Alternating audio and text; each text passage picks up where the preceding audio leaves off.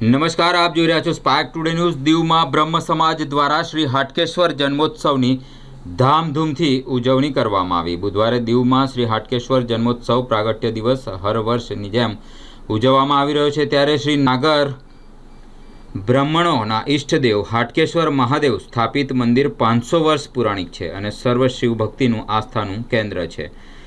પ્રખ્યાત અને મનોરથ પૂર્ણ કરનાર માનવામાં આવે છે। શ્રી દીવ જિલ્લા 84 જ્ઞાતિ બ્રહ્મ સમાજ સંચાલિત મંદિર છે। આજરોજ તારીખ 1 ચૈત્ર સુદ 14 બુધવારે હાટકેશ્વર જન્મોત્સવ ઉજવણી નિમિત્તે મંદિર સંચાલક દ્વારા સવારે 11 કલાકે શ્રી ગણેશ નંદીજી કુર્મજી, માતા પાર્વતીજી, ગંગાજી ગૌમુખ દ્વારા હાટકેશ્વર મહાદેવ પૂજન અભિષેક ગૌર શ્રી ભરતભાઈ બાબુભાઈ દેલવાડા તરફથી ગંગાધરભાઈ ભટ્ટ દ્વારા યમના શ્રી તુષારભાઈ જોશીના હસ્તે પૂજન કરવામાં આવ્યું હતું। ત્યારબાદ મંદિરમાં બપોરે 4 કલાકે ભુવનેશ્વર મહાદેવ મહિલા મંડળ તથા હાટકેશ્વર મહિલા મંડળ દ્વારા ભજન ધૂન કરવામાં આવી હતી।